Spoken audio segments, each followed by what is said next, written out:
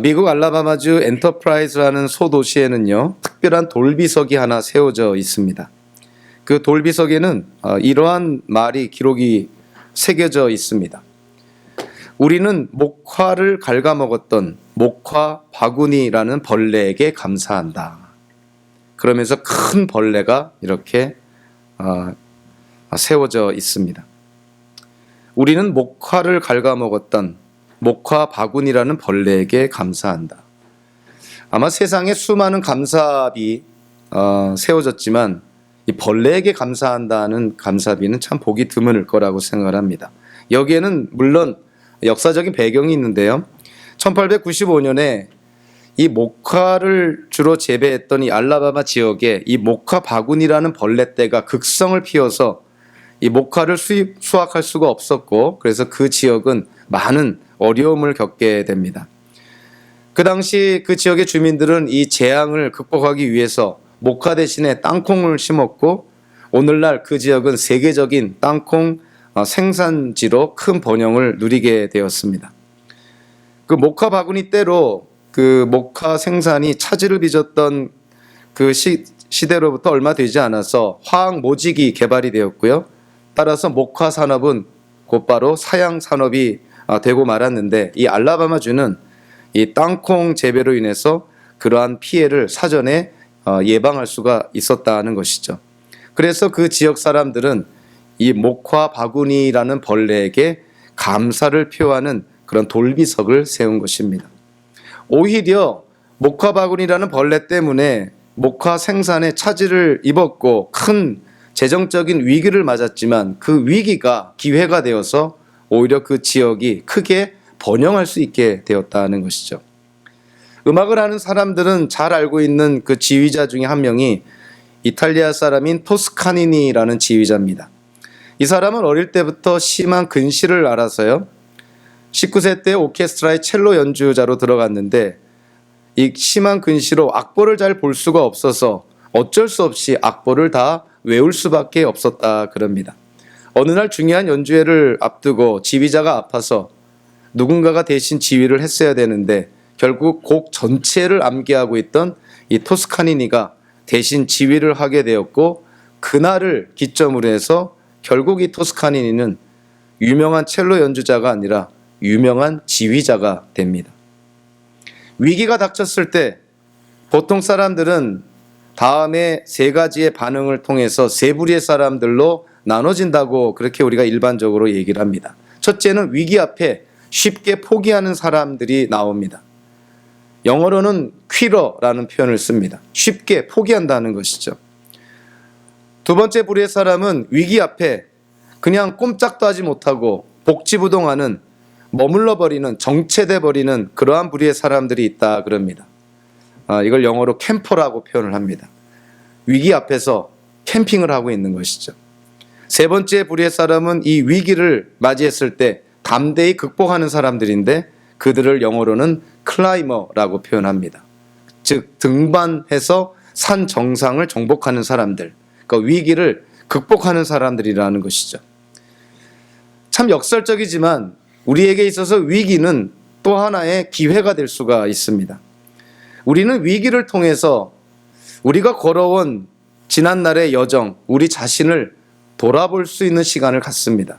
그리고 위기를 통해서 현재의 상황을 또 다른 측면에서 좀 더 객관적으로 정직하게 관찰하려는 그러한 자세를 우리가 갖게 됩니다. 결국 과거와 현재를 그렇게 바라봄으로 말미암아 우리의 미래를 보다 바르게 계획할 수가 있게 되는 것이죠. 그래서 위기라는 것이 고통스럽고 힘들고 피하고 싶은 거지만, 결과론적으로는 우리에게 참 축복과도 같은, 정말 우리가 위기가 아니었으면 경험하지 못할 그러한 놀라운 것들을 경험할 수 있는 귀한 기회가 된다는 사실을 우리는 인생을 통해서 깨닫게 됩니다. 다윗이요, 배신이라는 주제로 시편 52편, 54편, 이 두 개의 시편의 역사적 배경은 다윗이 사울 왕에게 쫓겨서 목숨을 부지하려고 광야에서 허둥지둥 유리할 때입니다. 어떤 때는 블레셋 사람들에게 몸을 의탁하면서까지 이방인에게 몸을 의탁하면서까지 생명을 유지하던 그런 때에 시편 52편과 54편이 사도 바울이 그 기술을 합니다. 다윗이 기술을 합니다. 그런데 오늘 이 시편 55편은 다윗이 사울에게 쫓겨 다닐 때 기록한 것이 아니라 이제는 사울도 죽고 12지파의 왕이 되어서 독립왕국의 두 번째 왕으로서 40년을 통치했던 그 기간, 예루살렘에 거하면서 이스라엘의 왕위에 올라섰을 때 그때 작성한 그러한 시편이라는 것이죠. 왕이 되어서 왕자에서 하나님이 주신 권위를 행사하면서 이스라엘의 지도자로 통치자로 있을 때 오늘의 시편을 기록을 합니다. 그런데 오늘 시편의 내용을 보면 고난을 언급하고 있고 고통을 언급하고 있고 아픔을 언급하고 있고 그에게 대적하는 적들에 대해서 언급을 하고 있습니다. 참 상황적으로 쉽게 이해가 되지 않는 부분이기도 하죠. 왕이 되었으면 적이라고 생각하면 그냥 죽이면 될 것이고 만약에 반대하는 자라고 한다면 쫓아내면 될 것이고 별 문제가 없을 것 같은데 다윗은 왕으로서 자기가 겪고 있는 고통과 고난에 대해서 오늘 시편에서 아주 솔직하고 정직하게 묘사를 합니다. 다윗이 얼마나 그 고난과 고통이 어려웠냐면요. 1절과 8절 사이에 보면 먼저 1절부터 5절까지 다윗이 자신의 지금 상황을 아주 솔직하게 묘사를 합니다. 1절과 5절에서 여러 번에 걸쳐서 이런 묘사가 있습니다. 탄식하오니 심히 아파하며 사망의 위험이 두려움과 떨림이 공포가 다윗이 왕으로 있을 때 이러한 어떤 상황 속에서 본인이 지금 그러한 처지에 놓여 있다는 것이죠. 또 2절과 4절 5절에도 보니까 탄식하오니 심히 아파하며 사망의 위험이 두려움과 떨림이 공포가 얼마나 이 다윗이 힘든 상황에 있었으면 이러한 표현들을 하고 있을까? 왕인데 어떻게 이러한 어려움을 겪고 있을까? 그래서 이 다윗의 모습을 보면서 우리가 이 땅을 살면서 이런저런 모양의 어려움과 힘든 상황에 놓이는 것은 결코 예외가 아니라는 것이죠. 모든 사람들이 다 겪는다 하는 것입니다. 고난 없는 인생은 인생이라고 볼 수가 없는 것이죠. 그런 인생은 불가능한 뿐만이 아니라 실현되지도 않는다는 것이죠. 다윗이 오늘 1절부터 5절까지 자기가 지금 당하는 그 어려움과 고통, 고난을 이렇게 묘사하고 나서 6절부터 8절까지 그의 정직한 심정을 이렇게 피력을 합니다. 나는 말하기를 만일 내게 비둘기같이 날개가 있다면 날아가서 편히 쉬리로다. 내가 멀리 날아가서 광야에 머무르리로다. 내가 나의 피난처로 속히 가서 폭풍과 광풍을 피하리라 하였도다. 다윗이 지금 얘기하는 것이 뭐냐면 이런 고난과 고통을 피해서 도망가고 싶다는 거예요. 왕이고 뭐고 필요 없다는 것이죠. 왕자도 다 포기하고 옛날에 하나님과 동행하며 별들을 세며 양들을 치며 그 함께 누렸던 그 시간, 그 시절로 돌아가고 싶다는 것이죠. 이런 고통을 당하면서 왕에 있기보다는 마음 편한 목자로 돌아가고 싶은 그 심정을 지금 이 다윗이 피력하고 있습니다. 도피하고 싶은 것이죠. 우리 기독교인들에게 잘 알려진 기독교 심리학자이자 정신치료학자인 폴 트루니에 박사는요, 인간치유라는 책을 통해서 이런 얘기를 합니다. 사람들은 스스로 무능함을 느끼거나 또는 자신의 생애에서 어떤 심각한 문제에 부딪혔을 때, 또 그 문제를 해결할 능력이 없을 때 사람들은 도피하려는 본능이 있다 그럽니다. 그러면서 몇 가지 종류의 도피를 얘기를 합니다. 첫째, 공상의 세계로 도피하는 사람들이 있다 그럽니다. 현실이 너무 어려우니까 공상의 세계로, 자기가 주인공이 된 공상의 세계로 도피하고 싶다는 것이죠. 그래서 이 공상의 세계로의 도피를 이런 이 제목과 관련된 이 글을 읽으면서 우리 현대 이민자들이 이민 생활이 어려워서 드라마를 통해서 대리 만족을 하는 어떤 그러한 것들도 여기에 속하지 않나. 막 드라마 속의 주인공이 마치 자기와 같은 것 같죠. 그래서 어떤 현실의 어려움을 조금이나마 좀 위로를 받으려는 어떤 그러한 것들이 생각이 납니다. 또 어떠한 사람들은 과거 세계로 도피하는 사람들도 있다 그러죠. 과거에 행복했던 시절, 화려했던 시절, 황금 시절, 그때의 성공과 기쁨, 그거에 연연해서 거기에 집착해서 거기에 도취해서 현실로부터 도피하는 그러한 사람들이 있다 그럽니다. 과거로 도피하는 사람들이 있는 반면에 미래로 도피하는 사람들도 있다는 것이죠. 미래의 일들을 계획하면서 현실을 무시하는 그러한 부류의 사람들이 있다는 것이죠. 또 어떤 부류의 사람들은 질병으로 도피하는 사람들도 있다 그럽니다. 곤란한 문제를 만나거나 실망을 느낄 때, 무엇인가 자기가 해야 될 일을 하고 싶지 않을 때 갑자기 머리가 아프거나 속이 불편하거나 또 온몸이 쑤시거나 뼈마디가 아프거나, 그래서 핑계를 대서 일을 하지 않으려는 그러한 경향이 있다는 것이죠. 또 하나 재미있는 표현이요, 귀족적인 도피를 하는 사람들이 있다 그럽니다. 일상생활에서 부딪히는 그러한 문제를, 어려움을 자신이 책임지고 감당해야 되는데 그걸 하기가 싫어서 도피를 하기는 하는데 좀 귀족적으로 도피한다는 것이죠. 자, 어디로 도피하는 것이 귀족적으로 도피하는 거냐면 예술이나 과학으로 도피할 때, 연습한다고 가정 팽개치고 연습실로 갈 때, 연구한다고 가정 팽개치고 연구실로 달려갈 때, 좀 귀족적이긴 하지만 어쨌든 도피주의인 것이죠.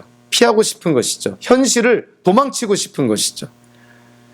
폴 트루니에 박사가 제일 마지막에 언급된 도피가 있는데요, 뜻밖에도 종교적인 도피가 있습니다. 종교 생활이 또 하나의 도피처가 된다는 것이죠. 물론 위로를 받고 격려를 받고 하나님께로부터 어떤 인생의 지침을 받는 그러한 부분에 있어서는 당연히 우리가 찾아야 될 곳이긴 하지만, 그것이 지나칠 경우에는 자기의 책임까지도 무시하면서 도외시하면서 교회라는 이 공동체에 와서 하나의 도피처처럼 생각할 수도 있다는 것이죠. 그렇다면 우리가 인간의 본능 속에 이런 도피주의적인 성향이 있는데 우리가 이걸 어떻게 극복할 수가 있을까? 다윗을 통해서 우리가 그 해답을 한번 좀 찾아볼 수가 있습니다. 자, 다윗이 어땠다고요? 공포를 느낄 정도로, 두려움을 느낄 정도로, 사망의 위험을 느낄 정도로 지금 그와 같은 어려운 상황에 있어서 자기는 비둘기 같으면 날아가 버리고 싶다, 도망치고 싶다, 이 자리를 벗어나고 싶다, 이렇게 피력을 합니다. 그렇지만 다윗은 도망가지 않습니다. 그런 마음이 굴뚝 같지만 도망가지 않습니다. 도피하지 않은 것이죠. 다윗을 그 자리에 있게 만든 것이 무엇일까 생각해 봤는데, 다윗이 그 자리에 있을 수 있었던 것은 하나님께로부터 왕이라는 자리를 부여받았을 때 자신이 받은 책임감 때문인 것이죠. 자기 혼자만이라면 얼마든지 도망치고 도피할 수 있지만, 왕으로서 만약에 왕자를 버리고 그냥 산속으로 도피해버린다면 이스라엘이라는 나라는 어떻게 될 것일까? 생각만 해도 그럴 수는 없었던 것이죠. 즉 다윗이 그러한 도피하고 싶고 도망치고 싶고 피하고 싶은 그 마음을 극복할 수 있었던 것은 하나님 안에서 주어진 책임감 때문입니다.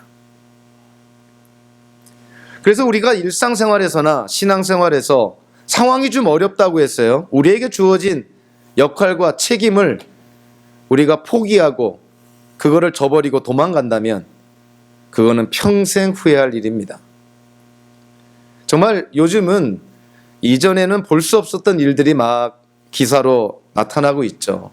생활고 때문에 부모가 자식을 버리기도 하고, 애인 따라서 애인과 새로운 삶을 살기 위해서 자식들도 다 버리는 그러한 뉴스들이 요즘 기사거리로 많이 나옵니다.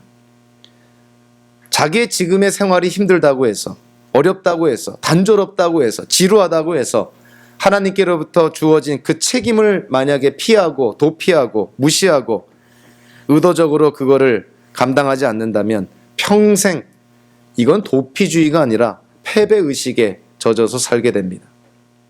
그래서요, 저와 여러분들이 어떠한 어려움을 당할 때 어려움을 좋아할 사람도 없고 기뻐할 사람도 없습니다. 어려움을 당했을 때 하나님을 마음을 다하여 찬양할 수 있는 사람도 몇 사람 안 될 것입니다. 그렇지만 분명한 것은 우리의 상황 속에서 그 어려움이 주어졌을 때 우리는 거기서 인내해야 된다는 것이죠. 절대로 포기해서는 안 되는 것이죠. 어려움을 오히려 극복하고 나중에 상황이 좋아졌을 때 하나님의 뜻을 따라 움직이면 움직이는 것이지, 어렵다고 해서 포기하고 어렵다고 해서 그 자리를 벗어난다는 것은 열이면 열, 하나님 보시기에 옳지 않은 것이죠. 다윗은 담대하게 얘기를 합니다. 자기는 이런 어떤 두려움과 사망과 공포 가운데 있지만 그럼에도 불구하고 하나님께서 주신 그 책임감 때문에 지금 이 자리에 있게 돼 있다는 것이죠. 다윗은 시편을 통해서요, 자기를 괴롭히는 그 적들에 대해서 언급을 합니다. 9절부터 11절 그리고 20절부터 21절까지를 보니까 다윗의 적, 다윗을 고난과 고통 가운데 있게 만든 그 적들의 특징이 뭐냐면 9절과 11절에 보니까 강포와 분쟁, 죄악과 재난, 악독, 압박과 속임수, 20절과 21절에 보니까 화목한 자를 치고 언약을 배반하고 그의 입은 우유 기름보다 미끄러우나 그의 마음은 전쟁이요 그의 마음은 기름보다 유하나 실상은 뽑힌 칼이로다. 겉은 부드럽고 온화해 보이지만 그의 속은 지저분하고 더럽고 악하기 그지없다는 것이죠. 그래서 이 다윗이 묘사한 이 다윗의 적들에 대한 이 내용을 보니까 이 사도 야고보가 한 말이 기억이 납니다. 야고보 3장 14절 16절에 야고보 사도가 이런 말을 합니다. 그러나 너희 마음속에 독한 시기와 다툼이 있으면 자랑하지 말라. 진리를 거슬러 거짓말하지 말라. 이러한 지혜는 위로부터 내려온 것이 아니요 땅 위의 것이요 정욕의 것이요 귀신의 것이니 시기와 다툼이 있는 곳에는 혼란과 모든 악한 일이 있음이라. 다윗이 묘사한 그 적들에 대한 어떤 정체성이 이 사도 야고보가 묘사한 내용과 일맥상통하다는 것을 보게 됩니다. 결코 하나님께로부터 나온 자들은 아니라는 것이죠. 과연 이들이 누굴까? 다윗이 오늘 본문 13절에서 직접적으로 언급을 합니다. 다윗을 고난과 고통과 공포심까지 사망의 위험까지 느끼게 만들었던 다윗의 적이 누구냐면요, 13절에 보니까 그는 곧 너로다. 나의 동료, 나의 친구요, 나의 가까운 친우로다. 즉 다윗에게 가장 큰 고통과 고난과 어려움을 준 사람이 누구냐면 다윗이 평상시에 친구라고 동료라고 신앙의 동지라고 여겼던 사람이라는 것이죠. 원수로부터 어려움을 당한 것이 아니라 친구로부터 배신을 당한 것이죠. 외부로부터의 어려움보다 더 힘든 것이 내부의 분열인 것이죠. 원수로부터 공격을 당하는 것보다 자기가 믿고 신뢰했던 사람들로부터 그들이 등을 돌렸을 때, 배신을 당했을 때, 그거는 견딜 수 없는 아픔이 있는 것이죠. 한국에서 목회하는 제가 잘 아는 목사님은요, 점심 식사를 하다가 우연히 옆에 있는 그룹의 사람들이 얘기를 듣게 됐다고 합니다. 몇 사람이 모여서 점심 식사를 하고 나서 누가 점심값을 낼 것인가 내기를 했는데, 그 내기가 뭐였냐면 각각 휴대폰을 꺼내서 자기 점심값을 내줄 수 있는 친구의 수를 세워서 제일 숫자가 적은 사람이 점심값을 내기로 그렇게 했다 그럽니다. 과연 지갑을 안 갖고 와서 또는 지갑을 잃어버려서 갑자기 전화해서 점심값을 내달라고 그랬을 때 만사 제쳐놓고 달려올 친구가 몇 명이나 있을까? 그 숫자를 셌다는 것이죠. 제가 그 얘기를 들으면서 그런 생각을 해봤습니다. 여러분들 그 삶 속에서 만약에 아니라 혹시 그러한 경험이 있는지 모르겠어요. 새벽에 여러분에게 전화해서 도움을 청한 사람이 있습니까? 새벽에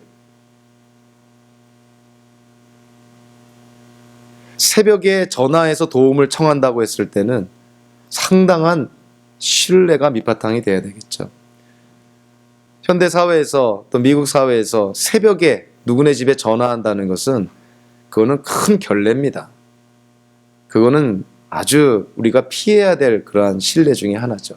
그럼에도 불구하고 그를 믿고 신뢰해서 또 그만한 친구가 없어서 새벽에 전화해서 도움을 청한다는 것, 그건 보통 관계가 아닌 것이죠. 여러분들한테 그런 경험이 있는지 모르겠습니다. 그런 경험이 있었다면 하나님께 감사할 일이죠. 만약에 평생에 그러한 경험이 없다면 한번 자기 자신을 심각하게 돌아봐야 되겠죠. 새벽에 누군가가 전화해서 도움을 청할 수 있는 그러한 믿음과 신뢰를 주는 그런 사람이 돼야 되겠죠. 제가 잘 아는 목사님이 포스터를 하나 보내왔는데 그 포스터가 뭐였냐면 churchpastor.com이라는 웹사이트에서 나온 포스터인데요. 그 포스터의 타이틀 제목이 뭐냐면 Pray for your pastor 이렇게 되어 있습니다. 당신의 목사를 위해서 기도해라. 그러면서 여러 데이터가 쭉 나오는데 첫 번째 데이터가 뭐냐면요. 목회자 중에 97%가 97%입니다. 100명 중에 97명이 자기가 신뢰하는 친구로부터 배신을 당하거나 중상모략을 당한다는 것입니다. 물론 이것이 미국 웹사이트의 그런 통계죠. 한국교회 상황과는 조금 다를 수는 있겠지만 큰 차이는 없을 거라고 저는 생각을 합니다. 100명의 목회자 중에서 97명이 자기가 신뢰하는 친구로부터 배신을 당한 적이 있다. 이렇게 대답을 했다 합니다. 다윗이 꼭 그거를 경험한 것이죠. 나의 동료, 나의 친구, 나의 가까운 친구, 바로 내가 나를 배신했다. 지금 이렇게 다윗이 말하고 있는 것입니다. 얼마나 고통스러웠을까? 다윗이 얼마나 고통스러웠을까? 생각만 해도 정말 뼈저리게 느끼게 됩니다. 얼마나 고통스러웠으면 9절에 보니까 주여 그들을 멸하소서 그들의 혀를 잘라버리소서. 얼마나 고통스러웠으면, 얼마나 신뢰한 친구로부터 배신을 당했으면 하나님께서 그를 멸망시켜 주시기를, 하나님께서 그들의 혀를 잘라버리시기를 그렇게 간구했을까.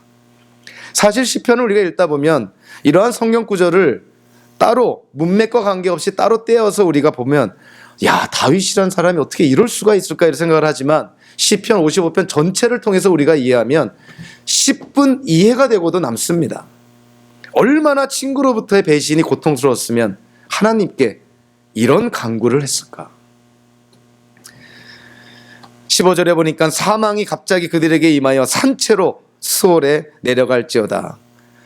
모세에게 대항했던 고라와 그를 따르던 250명의 레위인들이 하나님의 징계를 받아서 그들이 섰던 땅이 갈라져서 그들이 산채로 땅속에 파묻혀 죽임을 당하는 사건을 연상시킵니다.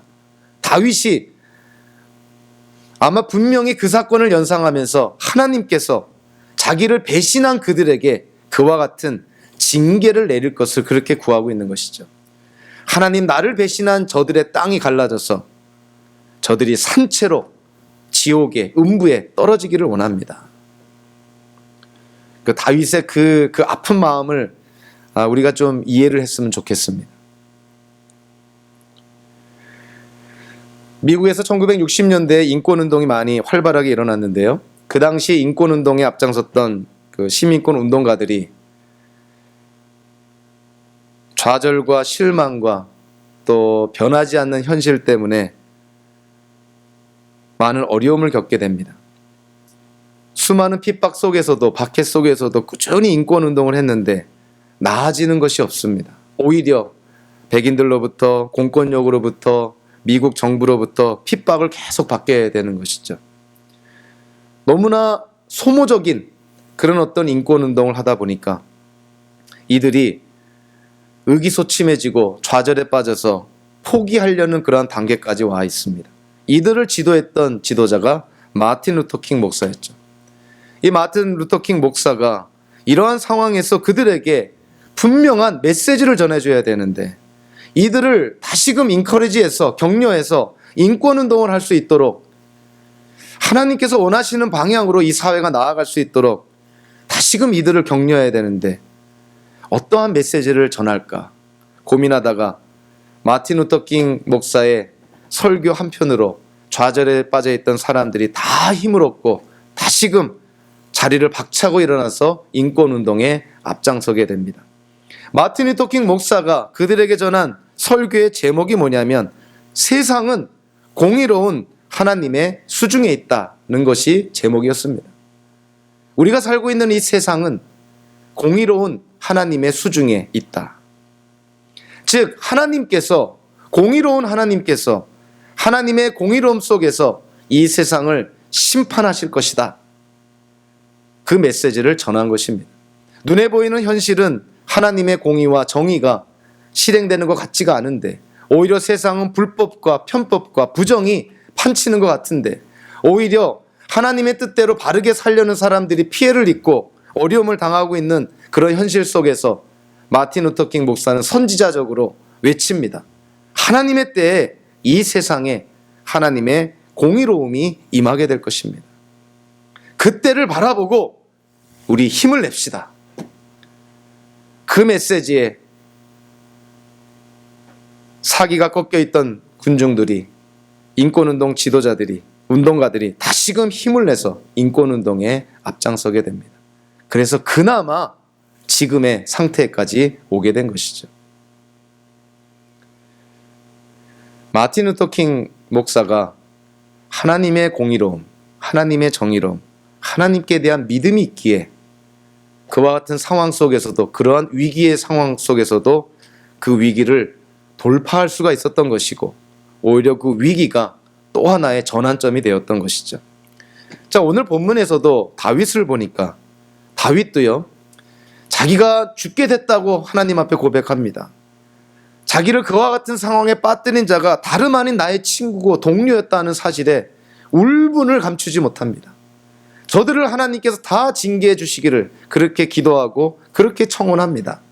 그럼에도 불구하고, 자, 오늘 보면 16절 이후로부터 보니까 다윗의 새로운 모습이 보여집니다. 16절부터 19절까지 다윗이 이렇게 말합니다. 여호와께서 나를 구원하시리로다. 여호와께서 내 소리를 들으시리로다. 그가 내 생명을 구원하사 평안하게 하셨도다. 옛부터 계신 하나님이 들으시고 그들을 낮추시리이다. 다윗이 그 상황에서 힘을 낼 수 있는 근거가 뭐냐면, 믿음의 기초가 뭐냐면은 바로 불변하시고 신실하신 공의로우신 하나님이시라는 것이죠. 하나님께서 나를 구원하시리라. 하나님께서 내 소리를 들으시리라. 하나님께서 저 악한 자들을 낮추시리라. 하나님께서 내 생명을 구원해 주시리라. 하나님께 대한 믿음이 있었던 것입니다. 그 믿음 때문에 다윗이 이 어려움을 지금 극복해 나가고 있는 것이죠. 하나님께 대한 그런 믿음의 기초가 있으니 다윗이 22절에 보니까 내 짐을 여호와께 맡기라. 이거 다윗이 자기 자신에게 얘기하는 것이죠.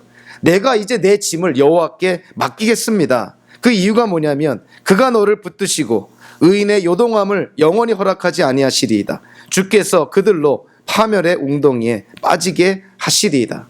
하나님께 대한 믿음이 있으니까 다윗은 자기의 짐을 하나님께 다 맡기겠다 하는 것입니다. 그래서 오늘 본문 맨 마지막에 다윗이 이렇게 시편을 마무리합니다. 나는 주를 의지하리이다. 포기하겠다는 말도 안 합니다.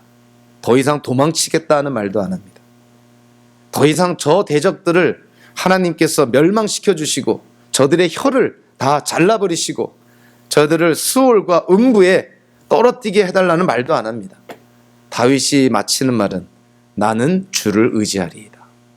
하나님의 하나님 되심을 다윗이 고백하는 것이죠. 하나님의 공의로움을 믿는 것이죠. 하나님께서 이 세상에 주님이 되어주심을 다윗이 믿는 것이죠. 그래서 그러한 고난 속에서도 담대하게 하나님을 의지하겠다고 고백을 합니다.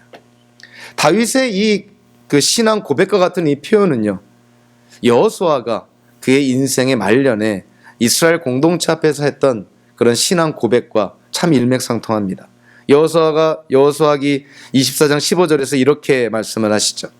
만일 여호와를 섬기는 것이 너에게 좋지 않게 보이거든 너희 조상들이 강 저쪽에서 섬기던 신들이든지 또는 너희가 거주하는 땅에 있는 아모리 족속의 신들이든지 너희가 섬길 자를 오늘 택하라.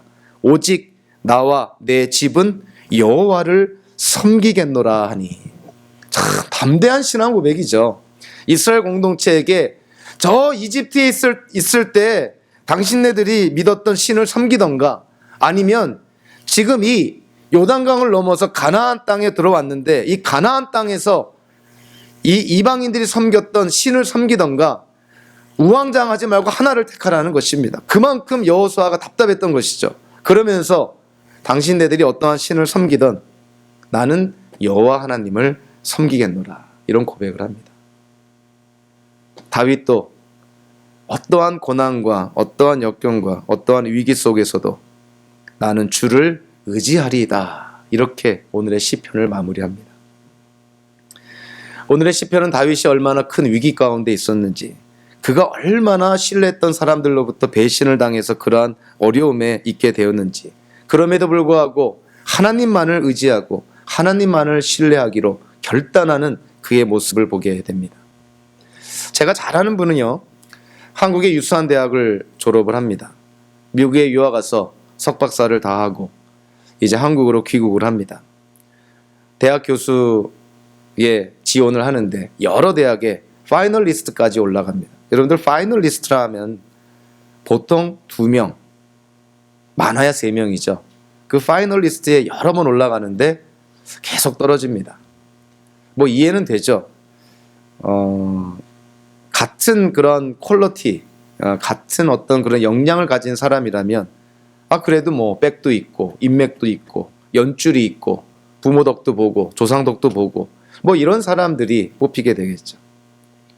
근데 이분은 그런 게 없다 보니까 실력으로 파이널리스트까지는 올라가지만 정작 대학 교수로 채용이 되질 않습니다. 그래서 차선책으로 연구소에 취직을 하게 되죠.